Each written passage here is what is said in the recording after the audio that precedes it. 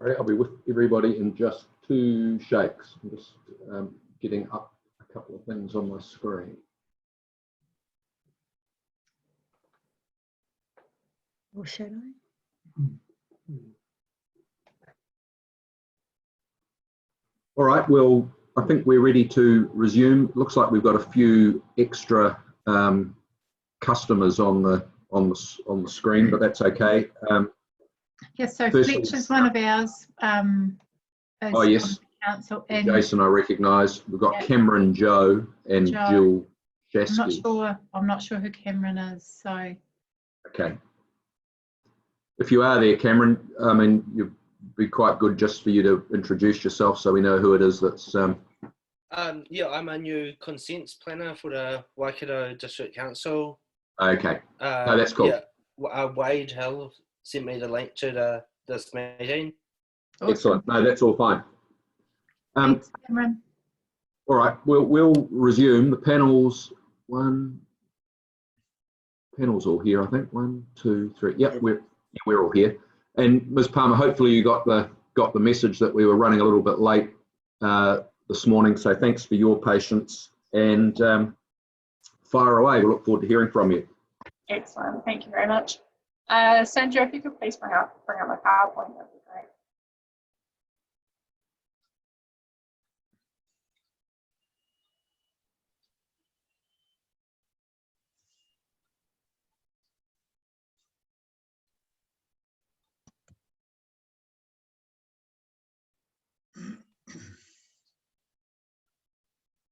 Wonderful, thank you.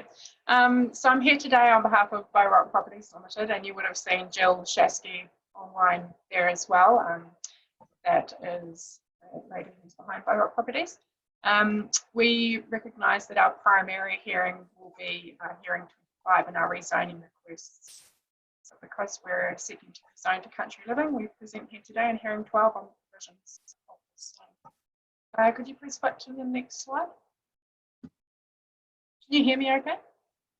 It's a little bit breaking up. I wonder what, I think it's probably because of the PowerPoint as well. I wonder while you're speaking, if you could turn your video off. I think that might just improve the bandwidth, and when we're finished with this, we can come back and turn it back on again. Would that be okay? No. Yeah, no problem. I'll try that now. Just a little bit, breaking up a little bit, and let's see how this goes. Is that any clearer? That is a lot clearer. Wonderful. I've had this problem before. I apologise for that.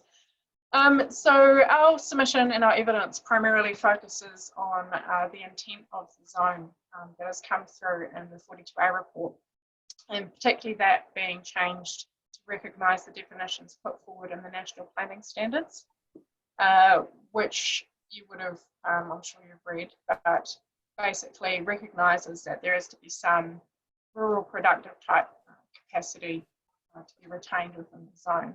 So our evidence primarily focuses on bringing that into the policies, and particularly noting that the policies as written, when it comes to subdivision within the country living zone, appears to be at odds with objective 5.1.1, which was raised in the section 42A as having primacy over the other objectives.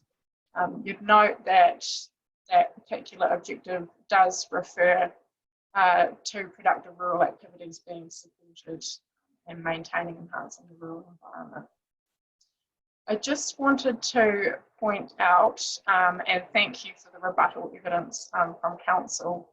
I just wanted to address a couple of points there. In the evidence put forward by Council, it says that the addition that we've proposed to policy 5.6.3, which is basically seeking flexibility to allow a smaller lot size if it can be demonstrated in a subdivision application that there will be retention of the productive capacity of land in some way, shape or form. Now, the rebuttal evidence goes on to say that they're concerned that such a policy proposition would create a loophole that can and will be exploited, and that the productive capacity of the land may be demonstrated through the subdivision application, but there's no way of making sure that that will be actually carried forth on the ground. Now, I'd just like to say that in my view, I disagree with that. I think there are mechanisms in place under the planning framework that gives council processing officers sufficient control over what that might look like primarily through the consent conditions, but also notably through consent notices, which would sit on the title, making any future purchaser of a lot aware that there could be part of that subdivision that needs to be retained in use. So our evidence basically relies on being able to demonstrate where we have a proposal that might be a little bit different to the normal and might be seeking some smaller lots. If the productive capacity can be retained, it provides an alternative pathway for consideration while still retaining that really high level of discretion from the council processing officer with the non-compliant status. Can you please flick through to the next slide, Sandra? So just want to thank Mark Chris earlier for going through all those great photos of Tamahere, and I won't go through them again here, but would like to say that I largely support the points that he made, and that what we see in our existing country living zones with that 5,000 square metre rule is relatively uniform lot sizes with large houses and large lawns and limited productive use. So could you please flick through to the next one? So again, these photos just reiterate what Mark has said and are largely taken from the same roads. And the next one there, Sandra. So this is a subdivision in Tauwhare, which has been zoned country living under the operating plan. It is the Glen Ida estate, which is actually adjacent to my client's property. And you'll see the uniformity of the lot sizes under the 5,000 square metre rule. Now, if you go to the next slide, again, you'll see largely what's happened in Tamahere, that there is in fact, in this particular subdivision, there is no productive use of the land whatsoever. It is just houses and large lawns. If you can go forward to the next one. So what we are suggesting is an amendment to policy 5.6.3, which you would have seen in my evidence. I just wanted to bring to your attention that I did make a small error in that I accidentally left the wording country living zone in the policy, and it was meant to be striked out and replaced with rural lifestyle zones. So just that doesn't change it materially. If you could go through to the next slide, please. Oh, that's the last one now. So yeah, I would welcome any questions you may have. Oh, I think you have a little bit of a dodgy internet connection. Are you still there? Yes, I'm still here. Okay. If you want to turn your, I think you said that you'd finished. We were following it right up until that point, or at least I was, and I think everyone's probably the same. So if you'd like to turn your, there you go. Let's just see if there's any, you had finished, haven't you? Yes, yeah, thank you. I didn't want to cut you off. Let's just see if there's any questions. Mr. Fulton? Yeah, from what you're saying, I can understand what the definition of countryside living is. And there's very, very little productive use on any country living zones that I'm aware of, and I think that's what your point you're trying to make. Yes, so that shouldn't be part of the definition for what countryside living should have in the plan. Is that what you're trying to say? That shouldn't be. You've got up here, except where it can be demonstrated the productive capacity of the land that can be retained. Well, we're all saying that it's not actually being used anywhere, is it? That you were aware of? Not quite the point I was trying to make. Basically, what I was trying to say is that there is an opportunity. This is essentially rural-based land, which does have productive value. I think what would happen if we had a blanket approach to 5,000 square metre lots across the board, and what we have seen in other areas under the operative country living zone, is that very uniform cutting up of land that isn't necessarily put into productive use. So what I'm saying, if we slightly tweak the policy a bit, it would bring it more in line with the intent of the National Planning Standards, which has been put forward in the 42A to recognise retention of that productive capacity, while also allowing the subdivision. It just gives a bit more flexibility, but also control to the processing officer to still have that really high level of discretion through a non-complying activity status. And by including that as well, I think you're giving more effect to the Waikato Regional Policy Statement objectives around value of soil as well.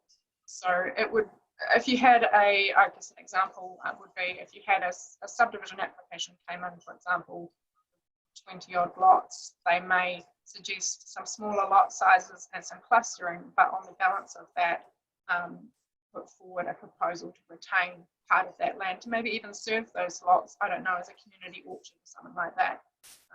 That could then be put forward onto a consent notice and retained in perpetuity. But at the moment, as the rule stands, that would probably get thrown out because there isn't that flexibility the way it's drafted from my point. Okay, no, thank you. That's made it clearer. Thank you. Thanks, Mr. Gordon. Mr. Yaho? No questions from me, thank you. Mr. Cooney?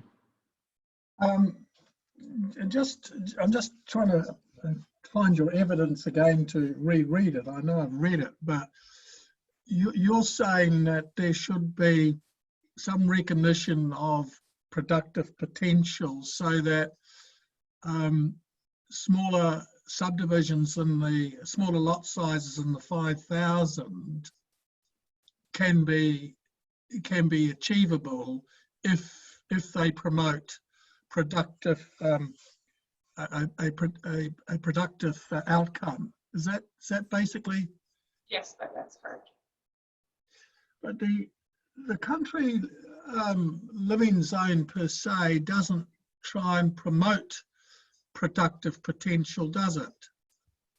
Well, I think it's it's bordering on that rural environment. It still has land that is able to be used on a small scale for productive purposes, and that certainly comes through in the 42A comments quite heavily. I was just wondering why it then wasn't reflected in the policies at all. Yeah, I'm just looking through the policies and the objective, and there doesn't seem to be any direct reference to productive potential. So hence my question. The country living character is emphasised, maintaining the open space character and maintaining low density residential development, which sort of those photos you showed, and I mentioned this to Mr. Crisp, sort of recognise that. So it's an opportunity for people, that's the purpose of the lifestyle block, is an opportunity to live in that type of zone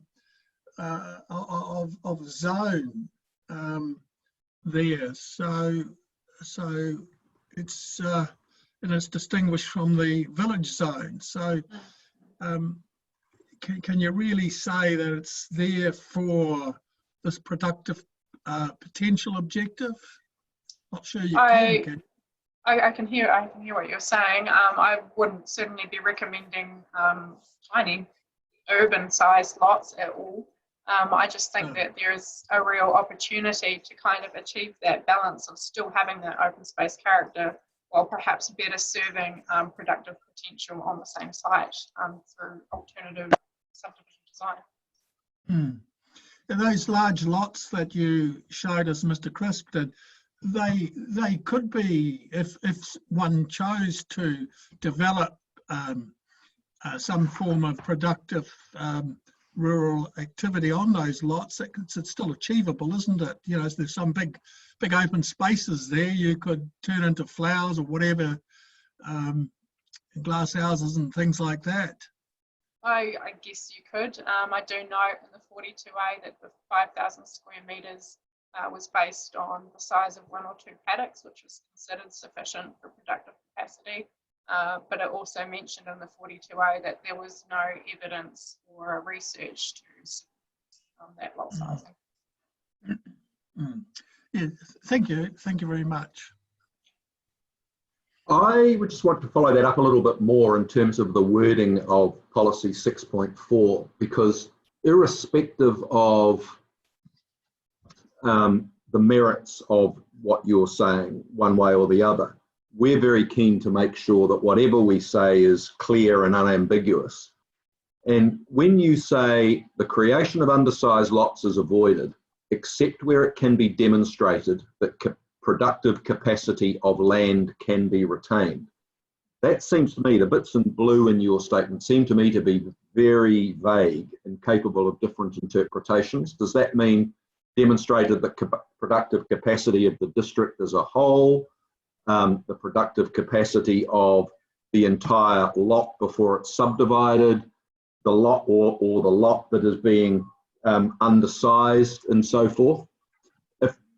If that were to say something along the following lines, the creation of undersized lots is avoided, except where the undersized lot retains its productive capacity or something to that effect. Is that what it is that you're seeking? I was more thinking, and this is something that we are working on putting forward in hearing 25, I guess more of a, to describe it, maybe a hamlet style subdivision of a larger piece of land where you might have a concentration, still keeping the open space, but slightly smaller lot sizes with potentially a larger balance lot that may be retained for productive purposes. But we need to make it very clear, wouldn't we? That that's whatever it was we were meaning, it would need, because I think as you drafted it at the moment, that could mean anything to anybody, and they'd be, and I don't mean that pejoratively. Yeah. Anybody wanting to do an undersized lot would say, I'm demonstrating that productive capacity of land is being retained because I'm only 0.00001% of the rural land in the district. So it's, and it may be that needs tightening up, and it may require a definition added as well. Okay, I do agree. Yeah. Okay, no, that's all I was wanting to check with you, and I have no further questions. Thank you. Thank you. Thank you very much. As we've said to others, you're obviously more than welcome to stay on and enjoy the party, or you're welcome to leave, just whatever suits you best. But if you are staying, if you could mute your microphone, because it just minimises the risk of feedback over Thank you. Over the line. Thank you very much for your evidence and summary. Thank you. Mr. Nation, I think you're the spokesperson for the New Zealand Field Days Society. Am I correct in that assumption? You might need to turn your sound on. Yeah, I might have to turn my sound. I'm on now. Good afternoon, Mr. Mitchell. How are you? Thank you for the opportunity. Good, thank you. Just we're ready to hear from you. You haven't prepared anything and pre-circulated it, so you've got 10 minutes to give us a highlights package of what it is you're seeking. I think we know who the Field Days Society is. You don't need to take too much time explaining who you are and what you do. We're keen to get to the nitty-gritty of what the problem is and what you want us to do about it. Sure. Thanks again for the opportunity. So I guess we think we've found an anomaly just in the Waikato District Plan. Obviously, National Field Days, Mystery Creek, as a society, owns 114 hectares on the west side of the Waikato River in the Waipa District. As our submission points out, there was an Environment Court consent order dated the 28th of July 1997, in which the Waikato District was also mentioned, granting the New Zealand National Field Days Society a noise contour zone or a noise bubble. And that's shown in one of our submissions. From what we see, though, the noise bubble is clearly shown on the Waipa District Plan, and then in a lot of drawings we've seen has a distinct line right down the middle of the Waikato River, and within the Waikato District Plan it is not shown as a contour bubble. And in fact, we do have a noise consent for that side of the river, so our submission's really cutting to the chase, trying to tidy up the overall plan for Waikato District so there's no anomalies, and the people either living in that area or likely to buy in that area can clearly see that there's a consent in place. So that's about our submission in a nutshell, Mr. Mitchell. And that's very clear. And I just wonder, it's not normally our practice to sort of have conversations with other people in the room, but Ms. Chibnall, do you have any specific comment to make on that from the council's point of view? From the council's point of view, yes. I think that when I read the two main documents there was a memorandum of understanding, and there was a court order, environment court order. Now, the memorandum of understanding, the way I read it was that Waikato District acknowledged that there would be higher noise levels allowed for in the Waipa set part of the district, and but the rules would sit in the Waipa plan. And when in the MOU, Waikato District Council acknowledged that that was going to be the case. Now, when it comes to the Environment Court order, when I read through that, that indicated to me that Waipa would have rules in their plan that indicated that there was an area in the Waikato District that had some had a higher allowance for noise, but it sat in their plan. Because when it comes to, that was my interpretation of the documentation that came through. There was never any requirement for Waikato District to have rules in their plan managing the noise in the Waipa District, because it wouldn't work. You'd have to have District Council would have to have a delegated authority to do enforcement in another zone. So I think I understand the point that you're making, but I also understand Mr. Nation's point in the sense that any property owner on your side of the river that buys property, if they were in the Waipa side, it would show up on their LIM report, it would show up in the district plan, and they'd be able to look at that and say, oh yes, there's a noise bubble, or whatever you want to call it, that applies here.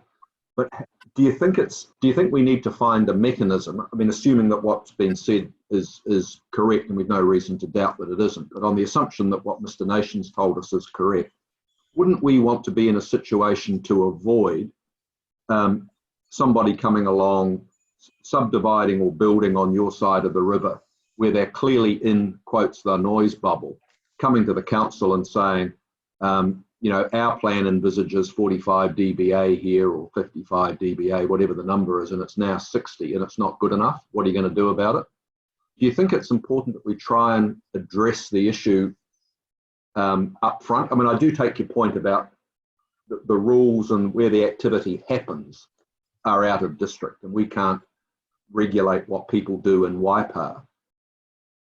But I am mindful of the fact that, you know, there is a cross-boundary issue that has the potential to create problems.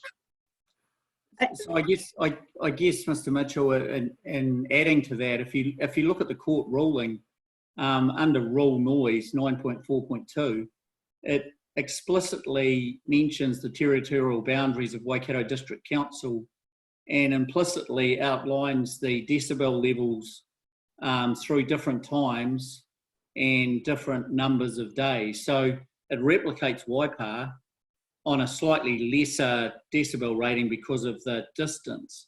But that's entirely why we've made the submission, because we'd like to have the comfort factor, even though we've got a boundary in place, we'd like the comfort factor with the Waikato District that there are no surprises and we have to operate within the bounds, which, you know, we've been doing this under this order for 23 years, and to my knowledge, we haven't been prosecuted. We even go to the trouble of having people taking noise levels across in various roads within the Waikato District. So it's exactly what we're trying to land to with this submission, is to get some clarity and no surprises. So What would Ms. Chibnall's view be on, and leaving aside how we do it, that there weren't any specific rules relating to activities in the Waikato District because the activity is not in the Waikato District, but somehow signalling that this issue is live? Leaving aside how we do it, would you have any issue with somehow that issue being able to be identified by property owners on your side of the river?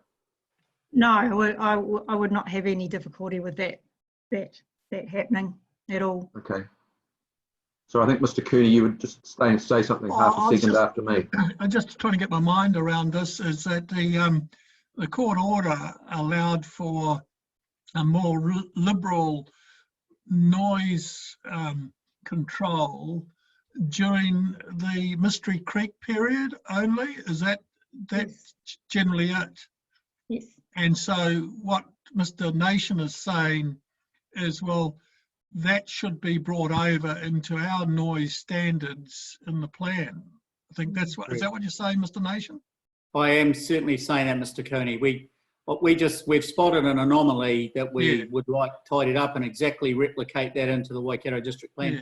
And so why can't we simply do that, Ms. Chibnall? Why can't we do that?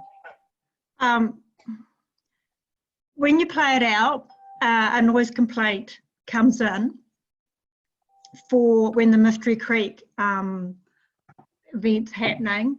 So a person in the Waikato district makes a noise complaint. They ring Waipa Council, and Waipa Council would then have to investigate and take any relevant enforcement action. I'm not sure that I think what would tend to happen is that the complainant is likely to ring Waikato District and to see if and we wouldn't be able to follow through on any complaint in that regard. So I don't know whether logistically you could have in the zone, which is not a, when I look at the picture, it's not a surveyed line as to who's in, who's out. It would also mean that those properties, how you manage those properties in the event that the noise generated is, you'd have to differentiate that. In these properties, if somebody had elevated noise from either a party or anything else that might be going on there, how you differentiate that to the noise that's happening during the Mystery Creek event. It gets really muddled, especially when it comes to enforcement. Could I reply to that, Mr. Mitchell? You know, we're keen to get to the bottom of it, so yeah, feel free. Sure.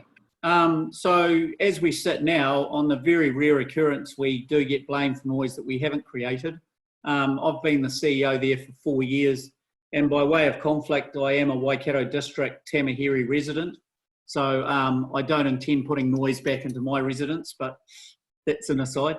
The process seems to work quite well with Tamahiri residents ringing us directly with a noise issue, even when it's not ours, it may be someone else, and or going to Waipa Council to elevate that. And I stress we haven't broken the regulations, but we do get the odd person, particularly actually on the eastern side of the river, ringing up thinking it is us. We try really hard to be within the bounds. So that works really well now from a council to council or a resident to council basis. I'd be sure that there's probably a mechanism in there somewhere for this to be elevated to the right levels. It obviously would be, Mrs. Chibnall, for Waipa to probably come to us as a resident ratepayer within Waipa, but I'm sure it can be escalated through the necessary channels. I'm just having another look now at the court order, which is attached to your submission. Yes. And it's a bit of an unusual one in that it's making amendments to the Waipa plan, but one of the rules relates to noise produced in Waikato District. That's correct. The way I read it. Correct. It talks about that twice, in fact, both at 9.5.2 and then further up at 9.4.2. Yes, and that both refers to the Waikato District specifically, and there were specific times, dates, or days and decibel levels. I'm just trying to think how we can address that, because the last thing that, I mean, I suppose, could I ask a question of Ms. Chibnall? Would this issue in relation to these properties be on their limb reports in Waikato District? Presumably not. Presumably not, no. No, presumably not. Isn't the if they're seeking it in their submission that there should be that the Waikato district plan should reflect what's in the Waipa district plan in terms of allowing for Mystery Creek to operate, and that those noise levels are more liberal over a set period of time. If they're seeking that in their submission, why can't we look at them bringing those in the proposed district plan, and then they would operate, and that people who say, oh, I can hear a lot of noise, they would be subject to those controls, and there is some leeway there for Mystery Creek to keep continuing on without any conflict between Waipa and Waikato District. Isn't that the situation? It's exactly what we're submitting on, Mr. Cooney, is to put it into the Waikato District plan as well. Yeah, and it's for a temporary period. We're only But allowed the activity is not happening in Waikato District, which is, as I see, the challenge. Because does it need to be? It's a noise level. Is it bound by districts? I'm not sure. Well, we're Mr. controlling Mitchell, land use activities in the Waikato District. We can't impose controls on activities in another district as such. There must be a similar incident, Mr. Mitchell, with Waikato Airport and Waikato Kart Club, both of who also have noise contours, particularly the airport, which comes into Waikato District. I know that because being a resident, there's fly zones. So there must be a cross Yeah, but they're doing different things. They're basically saying you can't subdivide your property in this airport buffer zone because we don't want houses coming too close to the airport and complaining later. So it's similar but different. Correct, I agree. It's not actually setting a noise standard. Look, I think we're sympathetic to the point that you're making. We're unclear as to what the mechanism for addressing it is, because the last thing we want to do is create something that you go, great, works for me, and then when it tries to be enforced, the Environment Court or somebody else throws it out and says, nice try, guys, but you've mucked it up. So, or in reverse, where we've enjoyed this for 24 years and we actually create a bigger rod for our back. Oh, no, exactly, totally. I mean, I've predicated what I said on the basis that we're sympathetic to finding a solution to it. And if we find the wrong solution, it's probably not that helpful. I think if we put our thinking caps on, I'm sure we can figure out how to address it, whether it's the way Mr. Cooney says or whether there's some other mechanism that we can adopt. We'll see where we go. Yeah. But I think you can take it from us. One, we're sympathetic to the point that you're making. Second of all, we'll attempt to resolve it. And third of all, you won't find out what the solution is for at least another 12 months because we're not releasing any decisions on this plan until we've heard all the submissions on all the matters, and then we'll issue a comprehensive decision on everything. So you're going to have to take our word for it that we've heard what you've said, and that we'll resolve it in the appropriate way. No, we really appreciate that commitment, Mr. Mitchell. As we say, we're just bringing an anomaly to the council's attention, and if an undertaking, we couldn't ask for any more than that. Okay, all I really wanted to signal to you is that don't expect an answer to it tomorrow, because you're 12 months away or probably more until you actually hear back from us. Okay, thank you very much. We've very clearly heard what you've said. Thank you. Very clear. Thank you. Thank you for your time, everyone. Thank you. You're most welcome. And as we've said to others, you're welcome to go. You're welcome to stay. Just whatever suits you. I'll depart. Thanks again for your time. All right. Thank you very much. Thank you.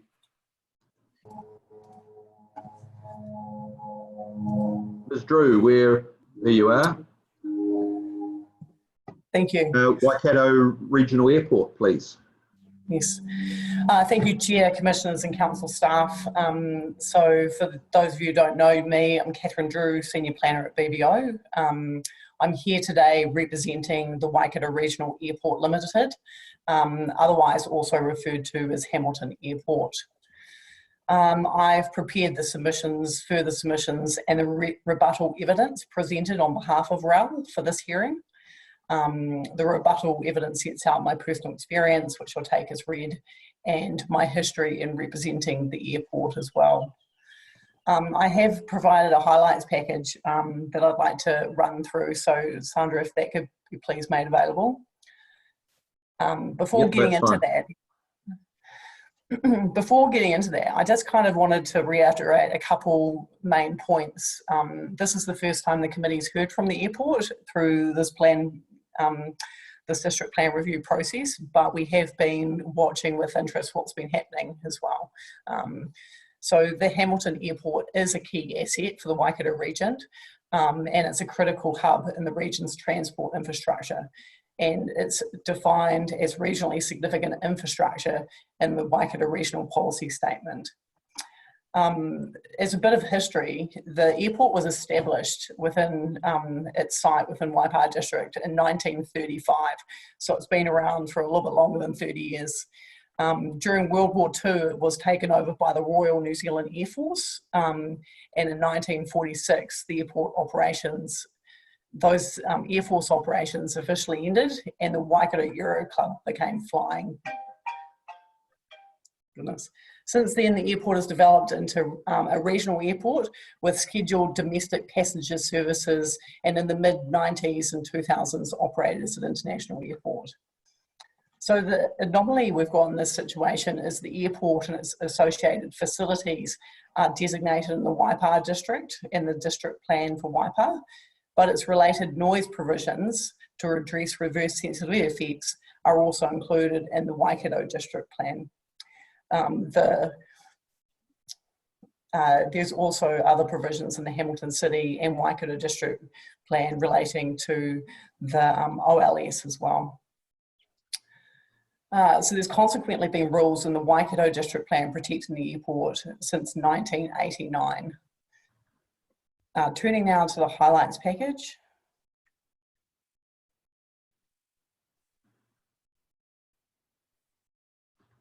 Just while you do that, can you just, you obviously were here when we were talking to Mr. Nation a minute ago. Just remind me or remind us how the noise provisions, because I didn't realise there were noise provisions as such in the, I knew there were reverse sensitivity in the airport buffer zone provisions.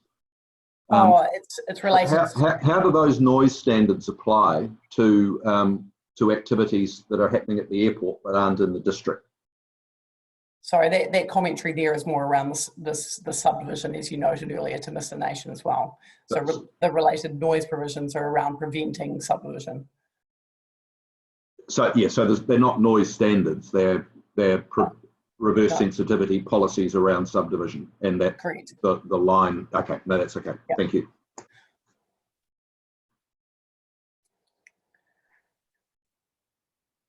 I'm not sure if you were there. Heard before, but we're going to put that on the screen. There we go. Sorry it took so long. That's okay. And if you just said to others before, if you flick the view options at the top of your screen, you can see both the presentation and the people's faces if you so wish, if you select side by side mode. Oh, that's cool. Next slide, Sandra. Oh, yep. Sorry, I'm having a sleep here. That's cool.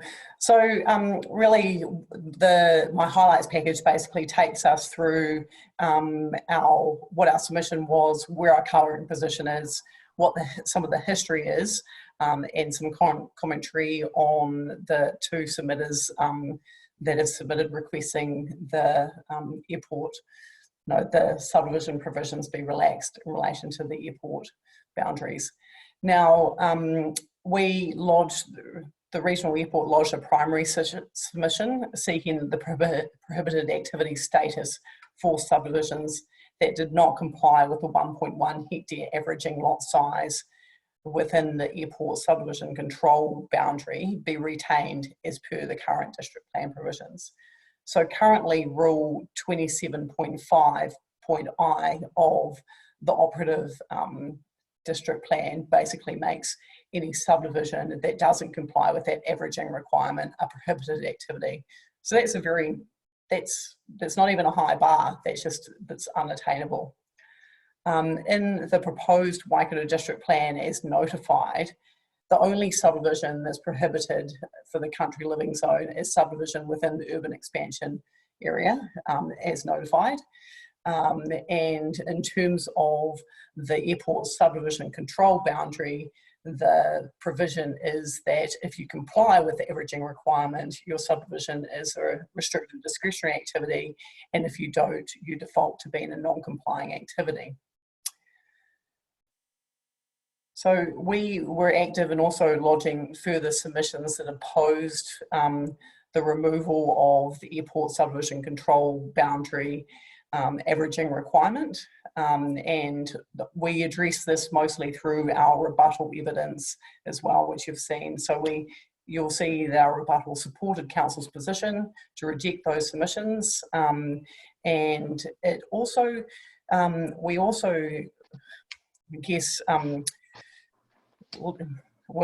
went to supporting the non-complying activity status as opposed to prohibited, provided that there was further changes made to the key policy there in relation to country living zone subdivision, ensuring the policy enabled the protection of the airport as regionally significant infrastructure. There's been quite a bit of discussion about that policy, so I'll talk about that a little bit later on. I think for the committee's benefit, it's useful to go on to the history of the averaging requirements. The next slide, Sandra. And also just reiterates that this is not a new provision that has been sought to be introduced. This is a provision which has basically been around since 2003.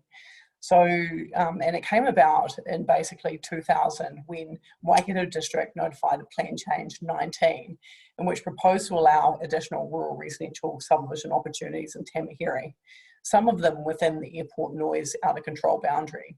So the airport at the time opposed that plan change, and the council decided that the plan change should not apply within the outer control boundary, and that decision was appealed. So through stepping through that process, a solution was agreed in 2003, and the appeals were settled by a consent order. And effectively that provided for subdivision as within the airport, the outer control boundary, provided that it was a lower density of subdivision with the 1.1 hectare minimum size, and also consent notices on the titles created within the outer control boundary, noting that they were within that area and subject to increased noise, and also objectives and policies referring to airport noise in the district plan. So that's really how this all came about, through a negotiation process that enabled that land to be rezoned. Next slide, thank you. Cool. And since that time, the airport has also lodged, and in 2010, a suite of notices of requirements and proposed revisions to the Waipa, Hamilton, and at the time the proposed Waikato district plan relating to the OLS and the noise boundaries and runway protection area to provide for the expansion and lengthening of the runway. So this is the runway extension. This is a designation that is currently in place and has a lapse date of 2026. So through this process, the modelling of aircraft movements and consequential noise effects were based on strategic airport planning out to 2030. So this is the 2030 master plan, which has been discussed today. We, at the time of the airport runway extension, the issue of density of subdivision within Tamahiri and the outer control area boundary was revisited. And as part of it, there was no changes that were really made to the fundamentals of the subdivision provisions. The only change was that there was a change to what it was called airport subdivision control boundary. And discussing this slightly further today with my colleague John Oller, who John Oliver, who was active in this process. What's actually happened is that the OCB, the outer control area boundary, was changed slightly, and it was made slightly larger, but at that time to reflect the airport, the opportunity for the runway extension and the associated noise effects, but we did not at the same time increase the width of the airport subdivision control boundary, because there was significant opposition from the landowners who may be directly affected by that. So if you go into the planning maps and turn on the overlays, you can actually see quite clearly there's a little buffer between the airport subdivision control boundary and where the OCB actually sits in that space as well. I've actually got that up on my screen, so I might try and share that. So I think it's that you're able to share. I think Ms. Kelly's the only one that can take charge of that. That's fine. So effectively, what I'm saying is that whilst the provisions, the airport subdivision control boundary is the same as what it's been since it was established in 2003. So that didn't change through the airport runway extension process. And obviously the decision reconfirmed the 1.1 hectare density provision. So, and as noted, the lapse date for the designation is 2026. And as part of the work we're doing for the airport, we're actively giving effect, working towards actively giving effect to those designations.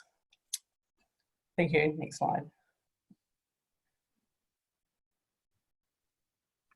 Cool. So why are we here today is probably the key question.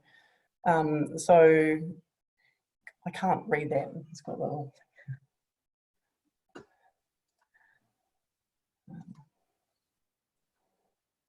Okay, so the airport's concerned about ensuring its long-term, it can operate in the long term with appropriate planning solutions in relation to noise and tamahiri, and that they aren't diluted in any shape or form.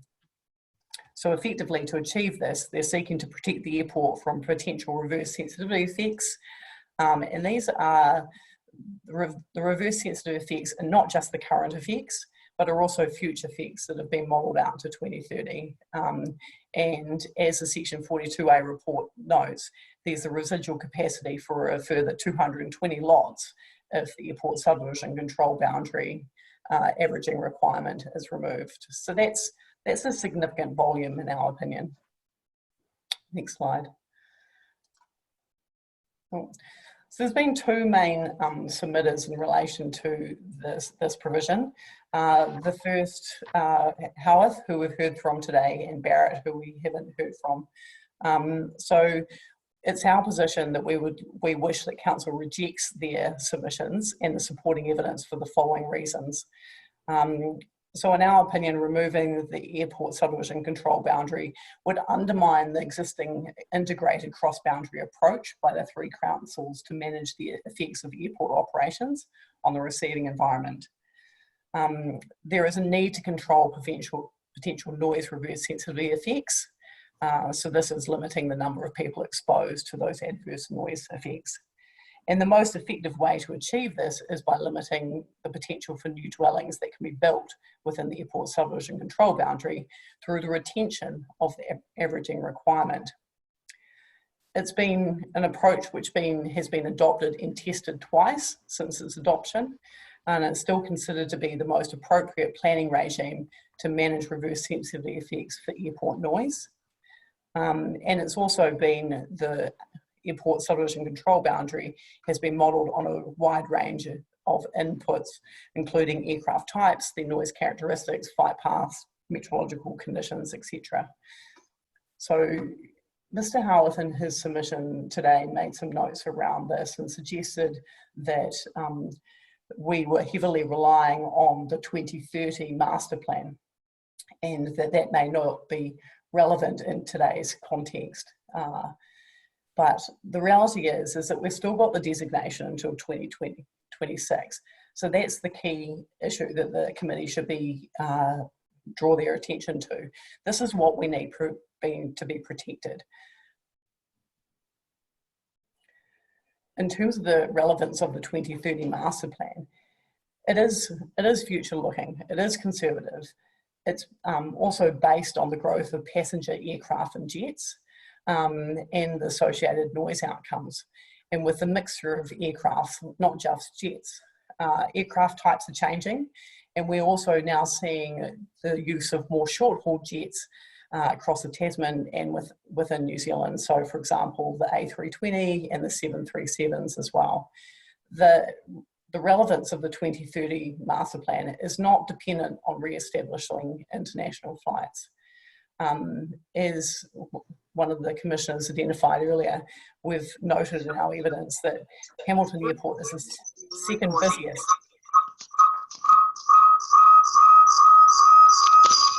Yeah, what's that?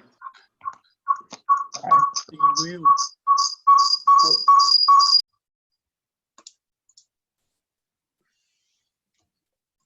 Let's fix the problem. It was Diane's. Is it fixed now? Oh, No, I have to turn this other one off. I dropped out of one thing. I've got to turn this one off now.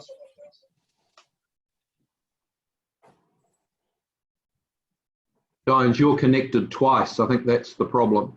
Yeah, I'm just turning off. Sorry, my dog just ran in, so that's good. Cool. So where I was going to was also talking about the size and scale of Hamilton Airport. So as I think Mr. Cooney identified, our evidence addressed the fact that the Hamilton Airport is the second busiest airport in New Zealand in terms of flight movements. It's not the second busiest in terms of passengers. It sits at about number 11 in terms of passengers, but significant, and as Mr. Howarth identifies, has potentially only 10 Air New Zealand flights a day. But that doesn't take away from the fact that it's still the second busiest airport in New Zealand in terms of flights as well. And this is, yes, a lot of that is training flights, but that is still flights. And as we know with noise, there's a cumulative noise effect associated with the frequency of flights too. Cool, just the next slide, please, Sandra. Cool. So the airport operations are not constrained by the airport subdivision control boundary. So what I mean by that is it's not the flight paths that must be used and adopted, but what the airport subdivision control boundary does is reflect is the route most likely to be used for larger and noisier aircraft as well. So that's the approach from the northern end of the airport. The reverse sensitivity noise effects are not just based, not just on current effects, but the future effects is modelled out to 2030. Given we don't know what the airport's going to look like today or in the future, and it could be the fact that with the changes through this current situation, that Hamilton Airport becomes less of a domestic airport, but more of a freight and trade sort of airport in that context as well, which would have different characteristics as well. So I think it's very short-sighted to suggest that that we should be looking at just what today's current operations are. The whole situation throughout New Zealand and airport movements could significantly change. Mr. Barrett in his submissions suggested that non-complaints covenants could be used as a tool. And effectively what he was suggesting is that the averaging requirement could be removed, people could subdivide, and the airport could enter into a non-complaints covenant with that person around ensuring they didn't complain. So I think it's both my position and the 42 authors' response that that's not an appropriate tool in terms of a district plan provision. If that's something that comes through a subdivision process thereafter as a third-party agreement, then that's not part of the district plan process. in my opinion, prevention of development potential is better, is a better control than the control on potential complaints. The issue of the number of complaints has been raised today. Just because there isn't complaints doesn't necessarily mean there's harmony. I suppose we've got two things in our favour here. The airport's in a position that's largely rural with limited development and would like to maintain that. But the airport is also, as part of the runway extension, has a community liaison group and a noise management plan that it reports on as well. So those are the tools that the airport is actually using already to engage with the community and deal with the issue of noise.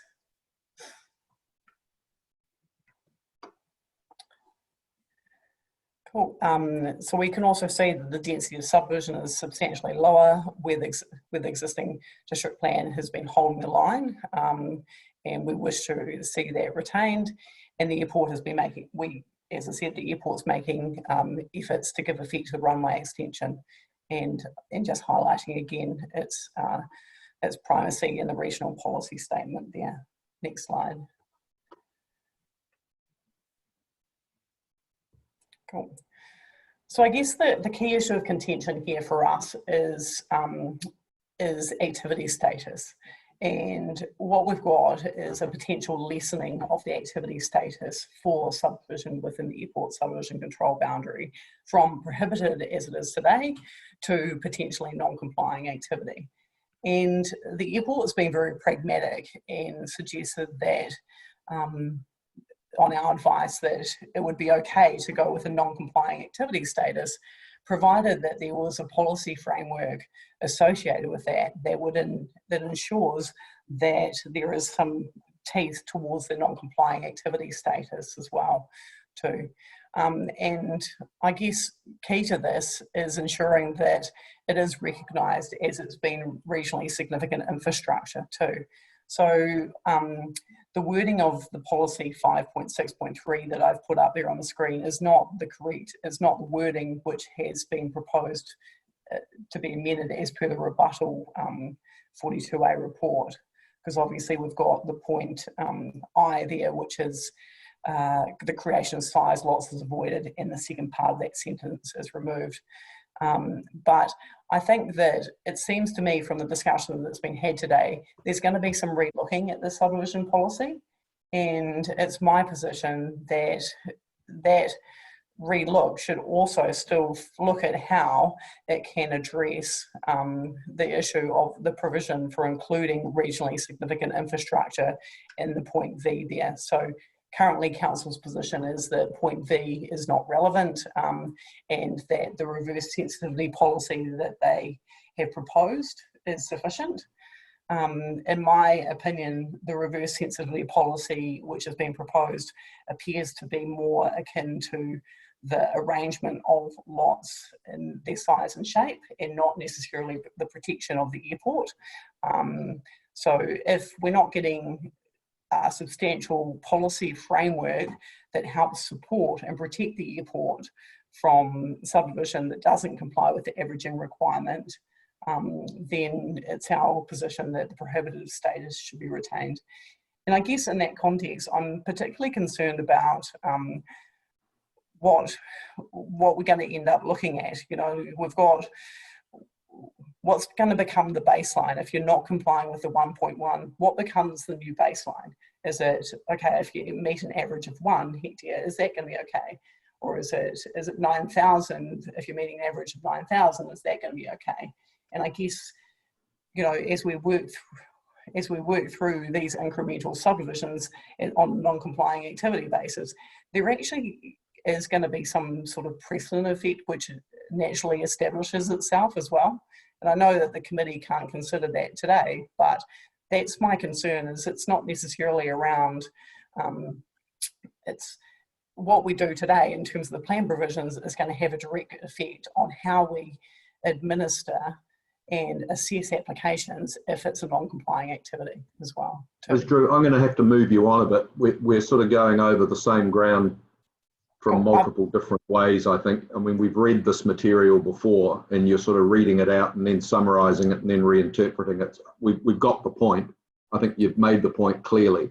So I just suggest you move on, and then we can spend some time asking you questions if we need to. Cool. I was just finishing there. Thank you. Very good. Great minds. Mr. Cooney, do you have any questions? Yeah, is there anything to prevent jet aircraft coming back and using the airport? Is there anything at all? No. No. And we've got to look out for another, you know, we've got to plan for another 10 years or so, don't we? Yeah, and as I've made the point, the designation for the runway extension is in place to 2026. So if the master planning was to 2030, that aligns with that, you know, give or take a few years. And does the airport also attract helicopter usage as well? I imagine it would. Yes, it does. So it actually has some hangars directly associated with helicopters. So Helicorp, I think off the top of my head, have got a hangar just south of the terminal. And they're quite prolific noise generators, aren't they? Yeah, they are. I don't know what the specific noise levels are relative to planes, but they also have a different, obviously, trajectory in terms of their approach and arrivals as well. Yeah. Okay, I've got no further questions now. Thanks, Mr. Cooney. Mr. Yahoo? No, I don't have any questions. Thank you. Mr. Fulton? Yes, Mr. Rowe, just talking about complaints, does the airport still meet with the Tamaheri Community Committee? A number of years ago, there was a large push from the Tamaheri Community Committee complaining about the flights at night, especially from the air training. And I understood there was a group that was set up to manage all these complaints. Is that still going? Yeah, correct. So that's what I was referring to as the community liaison group. So there's representatives of Tamaheri residents that sit on that group, and they meet off the top of my head on either 6-month or yearly basis as well. Okay, so it got very active at one stage of its life. I can recall very strongly when I was part of Band Council, the complaints were pretty prolific. They seem to have settled down. I hadn't heard anything in the last 12 months, but is there still complaints from that sort of noise activity in that area? There is sporadic complaints, yes. I wouldn't be able to quantify what the volume of that is, but I am aware that they still receive complaints. Yeah, and again, it's you use the flight training school as an example of the complaints generated, and that seems to be, from my understanding, where the majority of the complaints come from, is the continuous circling as opposed to the arrival of larger aircraft. Okay, but they would be landing over the same area though on their approach to the airfield as what is now determined as the yeah, zone? so I think as Mr. Howarth identified before, the flight training school has a particular circuit that they run, and they run different circuits at different times. So they might not go as far out in terms of their approach as some of the larger aircraft. But they still have to land over this area, don't they? Correct, yeah. Yeah, okay, thank you. I've just got, I think, one question, and it comes really to how policy 5.6.3 works. And I'm trying to understand how the addition that you propose to the policy, I mean, I understand by adding regionally significant infrastructure is protected from reverse sensitivity effects is sending a direction or whatever that, you know, you don't want reverse sensitivity issues to muck things up. But doesn't that depend on what protected means? I mean, it just seems to me that when you were talking before about prohibition, that's absolutely clear as the nose on your face that you can't do it. Why would you be proposing 5, when it opens the door and creates a debate, you know, case by case by case, for people to argue, oh, well, this doesn't have reverse sensitivity effects. It's still protecting the airport. It's got some minor increment. Aren't you just sort of going to face a death by 1,000 cuts? Yeah, and I guess that this is, in hindsight, I agree with the commentary you're making. And I guess that this is the crux of the issue, is the relaxing of the activity status from prohibited to non-complying creates us a situation where we're having to come up with a policy framework that actually still wants that issue. We still actually want the protection which the plan provides for now. And when you say, just so that I'm clear, is the prohibited activity rule that you're referring to, that's the rule in the operative plan already, is that correct? Correct. And this proposal has its default provision being non-complying. Correct. Correct. And you'll want to, yeah, okay, I understand that. It just seems to me that you either have one or the other, and what you've done is a bit of a halfway house that doesn't actually solve anybody's problem. It gives false hope to subdividers on the one hand, and it sort of gives you false hope on the other that you're going to be protected, that you're going to be, quote, safeguarded. And I guess that's where our main submission point has been, that the prohibitive status should be retained. That's still your primary submission, yeah? Correct, yep. Okay. All right, no, I understand that, thank you. I suppose the only question that I would, Mr. Howarth spoke to us at some length about saying, notwithstanding that you've got designations, notwithstanding that there was a plan done in 2010 or whatever, and it modelled things out to 2030. I just want to give you the opportunity to respond. He said, well, the actual reality is this airport's gone backwards, not forwards. There's no realistic prospect of anything ever happening. So this is just addressing an issue that isn't really real anymore. And I'm paraphrasing that, and I don't mean to express it flippantly. What's your response to that? Yeah, and I think my response is that the airport is there. It's already there. It's, regardless of how many flights it's generating now, it's still generating flights. And as I've noted, it's the second busiest in terms of flight movements. So regardless of the type of movement it is still a busy airport as well. And I guess we're all in an uncertain time around what's going to happen in terms of domestic airports throughout New Zealand. And the airport is undertaking some work to revisit the master plan. But I guess the main position at this stage is that we need to be conservative, and we need to be protecting the airport and not providing for, increased density of development that's going to have an adverse effect on its ability to grow if that potential's there. Right, no, I understand. Thank you. No, that's very clear. Anything else from any of the panel? That being the case, thank you, Ms. Drew. That's been helpful. And like everybody else, you're welcome to stay if you wish. Welcome to go and do something else if you'd prefer to do that. Thank you for your evidence. Our next submitter is Mr. Hartley. Hello, everybody. Thanks for giving me your time. Can you see me or just hear me? We can just hear you at the moment.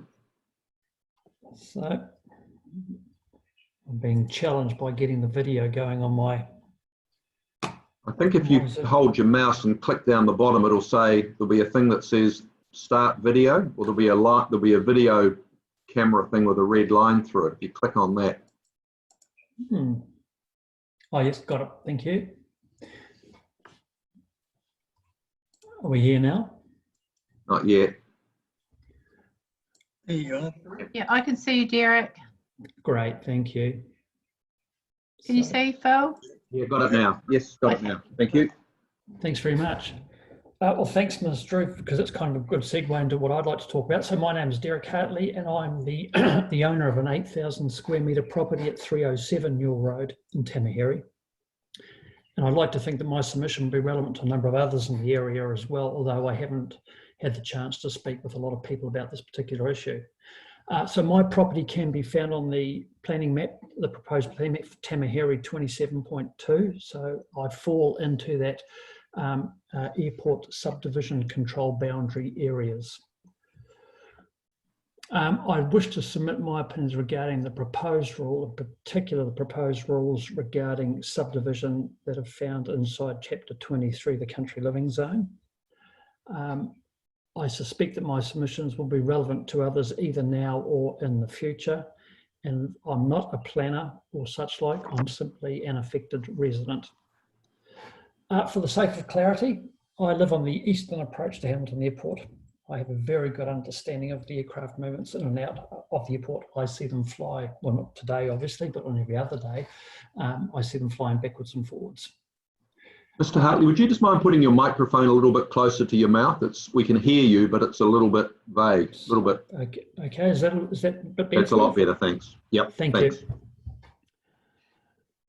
If my interpretation of the proposed maps is correct, it appears that I live in the airport noise control boundaries and or maybe the airport noise outer control boundary. I've not been able to easily discern which, but for all intents and purposes, it seems immaterial in relation to the submission. It is my submission that the proposed plan should, 1, remove the rules providing for airport noise control boundaries as they are now immaterial and irrelevant, and 2, provide for discretion to allow for thoughtful and pragmatic subdivision of land in the Tamaheri Country Living Zone to less than 5,000 square metres. My property is a subdivided lot that first came to the market in the early 1990s, and since that time the number of homes in Newell Road and the Greater Tamaheri has increased dramatically. We are within 4 kilometres of Hamilton City. Access to the city is improving with the construction, particularly of the Waikato Expressway. We enjoy reticulated water rubbish collection, footpaths and bus services. We now have a newly established commercial village, which does or will include doctors, cafes and hairdressing shops and a 4-square. I note that the vehicle speed limits in our road have been reduced from 80 kilometres down to 60 and even 50 in some places. I note that a retirement village is currently under construction, which is outside of the airport subdivision control boundary, but it's only a few hundred metres away. We are, by and large, a suburb of Hamilton City. I further note that there are 2 schools and 2 play centres which are well established, but operating for years near my property. All of them are on the flight path into and from the airport. They must be inside the airport subdivision control boundaries as well. So my reasons for submitting against the proposed subdivision rules are as follows. It was in the mid-1990s that Hamilton Airport was recognised as being an international airport and was receiving 737 jet flights on a daily basis. But that's since ceased. Commercial flights are now limited to largely turboprop aircraft. Circa 2005, the Hamilton Airport ceased to undertake aircraft maintenance, which was usually carried out at night. Today, Hamilton Airport is a regional airport with not that many commercial flights operating. Those that do operate predominantly operate between 6 and 9 a.m. and 3 and 8 p.m. on most days of the week. There are other intermittent flights during the day, which are operated by Air New Zealand, but I would consider these to not be as prevalent as first thing or the morning or last thing in the afternoon or early evening. I've never found these flights annoying, and considering that their operations are governed by wind direction, it's fair to say that the aircraft flying over my house is probably only 50% of the time. I note that many commercial aircraft are taking off and approaching to land from various vectors, which includes flying directly and at a relatively low altitude above the schools and the new retirement village. I have not heard of any direct or anecdotal evidence to indicate intolerance of the airport's activities from those education facilities. There is some light plane activity during the evening as trainee pilots practice their manoeuvres, but the airport's noise management plan addresses that issue and requires those pilots to cease their training by 10:30 p.m. I'm assuming, and I've endeavoured unsuccessfully to find the relevant council reports to substantiate it, that the airport noise control boundaries were established to manage any potential reverse sensitivity regarding aircraft noise. I assume that these related to the now defunct plans of increasing international flights and extending the runway to facilitate such. I do endorse Mr. Howe's position, although I didn't hear a submission, but picking up on what the committee has summarised, that this airport is probably no longer in the business of operating internationally. It would be my submission that the airport cannot lock in another 10 years of just-in-case measures. There are other rules in the current operative plan and the proposed plan which address the issues associated with airspace and altitude and height, and those should remain. Once again, I say the airport has never been a source of concern to my living comfort. Regarding the issue of noise protection in dwellings, the issue of noise has been and can be managed by others, such as acoustic engineers and construction methods. And those measures can easily be enabled and monitored by Waikato District Council. Should further housing density, i.e. the subdivision of land, be allowed and RAL fear further noise complaints, why not address that issue with a no complaint encumbrance over the relevant properties? It is for those reasons that I do not see a necessity to maintain those current airport subdivision noise control boundaries. I submit they are an unnecessary obstacle to development of the Te Awamuhiri community, and they complicate any proposed subdivision of land. The existing airport subdivision control boundaries do not meaningfully contribute to noise management. Moving on to the proposed rules regarding subdivision of land. Page 2 of the section 32 report to the council from July 2018 states that the country living zone and the rural residential zone in the Franklin section of the operative district plan responds to these growth pressures faced by the district by providing for low density residential development that has little to no rural land use component. The zone also provides rural residential living opportunities to alleviate the pressure for the subdivision and development of rural land. Of importance is optimising the size of the sites so that they are fit for purpose and avoid an outcome where lots are too small to farm and too large to maintain as gardens. That report also references and endorses taking a balanced approach to allowing subdivision of land in the country living zone. My interpretation of that statement would be that there would be a test to subdivide should be around on balance and having regard to all of the circumstances, would subdivision of land adversely impact the amenity value of the country living zone? The proposed subdivision rule around at rule 23.4 proposes to prescribe lots that must have a net site area of at least 5,000 square metres unless it is inside one of the airport control boundaries where the prescribed minimum increases to 1.1 hectares. That rule goes on to propose that although it is a restricted discretionary rule, council's discretion will be limited to adverse effects on amenity values and the effects on the airport's control boundaries, not the lot size. So therefore, any activity that does not meet this criteria is considered to be a non-complying activity, and therefore it becomes very difficult, if not impossible, to consider subdivision of land in this area of anything less than 1.1 hectares. However, under the old operative plan, a property approximately 50 metres from mine has been subdivided to 3,000 square metres in size, and there is no way that you could say that that property has adversely impacted the amenity value of the area in any way. I readily found 8 other properties in the Tamaheri area which have been subdivided to as low as 1,500 square metres.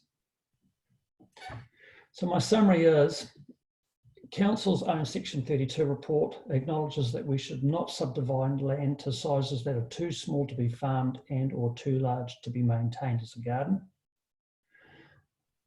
My submission with regards as to what could work would be 1, remove the subdivision noise control boundaries that protect the interests of rail, and 2, allow subdivision of land in the Tamaheri areas using a restricted discretionary rule where the council may exercise discretion over the impacts on amenity value and the lot size. And maybe we could consider implementing a guideline, not a rule, of the minimum net area for subdivisions in the country living zone, and that guideline be set at a minimum lot size of 2,500 square metres. That guideline should be adequately prescriptive and using the balanced approach method. We could maybe implement a reference panel and establish them to consider the more complex or objections to applications to subdivide. This panel shouldn't be a decision group, that should be the domain of Waikato District Council, but this may meaningfully expedite resolution and bring about greater transparency around decision making and community expectations. That panel could be made up of a planner and lay people from the affected community and maybe one other from the wider district to assuage any perceived conflicts of interest. The panel would consider and then communicate the balanced approach being on balance and having regard to all of the circumstances. Would subdivision of land adversely impact the amenity value of the country living zone? There would have to be the addressing of other enabling rules too, such as building setbacks, requirements for acoustic engineering, sealed berms, etc., etc. That, good people, is the end of my submission. Thank you, Mr. Hartley. Let's see if there's any questions for you. Let's start with you, Mr. Fulton. Yes, no, I don't have any questions. I think you've just reiterated what's already been said anyway. So, no, very good. Thank you for your submission, but no questions. Ms. Tiaho? Just a quick question. When did you, how did you come about acquiring your property in Tamaheri? Was it subject to the noise control when you purchased it? I'm not sure.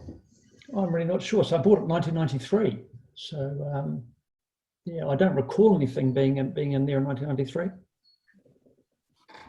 Okay, there was just curious. Thank you. Mr. Cooney? No questions. Thank you. I've got a couple that I think I need to put to you in the interests of fairness. And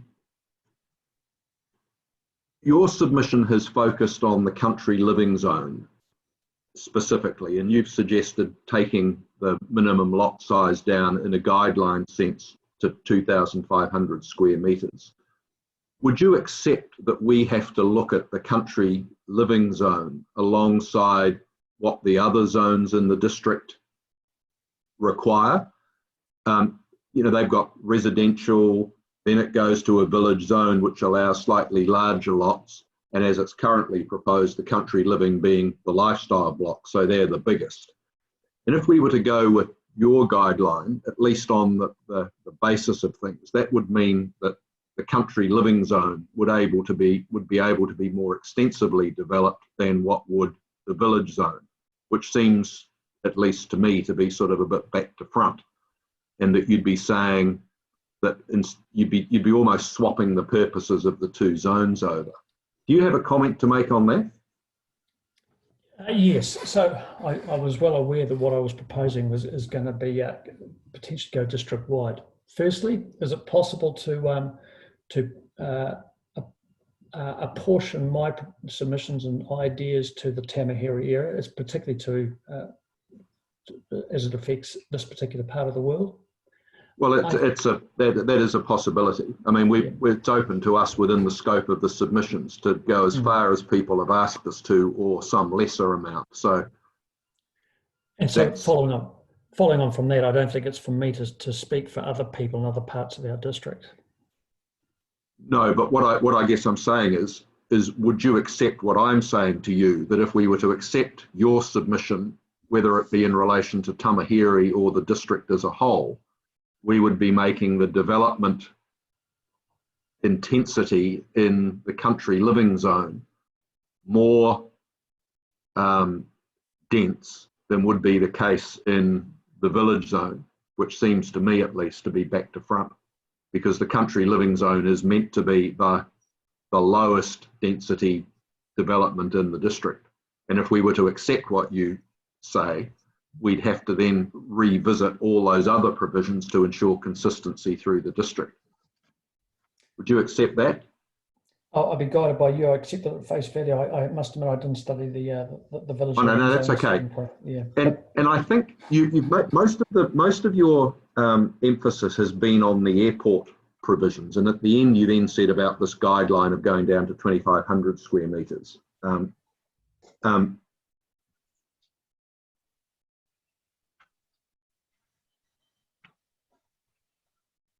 Just not sure how to pose this as a question, but as it stands, your property of, you said it's about 8,000 square metres. Under the operative plan, you're not able to subdivide that down any further, I don't believe, are you? Because you can't create a 5,000 square metre lot size, correct? So no, because I'm in the airport subdivision control boundary, I need to be 1.1 hectares. No, sorry. If we put that to one side, you suggested in rule 23.4.2, and I'm sorry I didn't explain this clearly enough. There's two provisions in there. The first one is all proposed lots must have a net site area of at least 5,000, and then there's the 1.1 average that applies to the airport noise control zone. Your submission suggests that both of those be deleted. But what I'm saying to you is, even if we were to delete the airport subdivision control provision at 8,000 square metres, you wouldn't be able to subdivide your property anyway under the current rules, because it's only 8,000 square metres. That's exactly right, and that's why I'm promoting. That's why you want this 2,500. Yeah. So I suspect there's a lot of quirky properties like mine lying around the area. It's we're just a slightly oddball size. So, and I'm just saying, how about a pragmatic and thoughtful review of the rules, and maybe it should be allowed to be so. I've got a huge front lawn. Okay, no, well, I think your submission is clear, and what you're seeking is clear, and we'll consider that along with all the other bits of information that we've heard today, and we'll hear later on in the afternoon. And I don't know if you heard before, we're in the process of hearing everything before we make any decisions at all. So you won't be hearing back from us for at least another 12 months, because we've got hearings on about another, 20 topics still to go. And we're not making any decisions till we hear everything, because of what I was talking to you about before, about making sure that everything integrates together properly.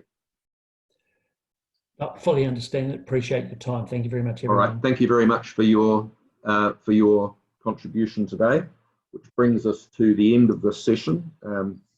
Despite starting late, we finished slightly early. Because we've given folk the start time of 3:15 for after, we'll adjourn until then. And people that want to rejoin will need to exit this meeting and join the next one, which is block 4. Can I just about the end of today, please, Phil? It's really, does the panel, and this is just prep for Susan, did the panel want Susan to give a closing statement, or are you intending to kind of adjourn and that she does that as a follow-up statement?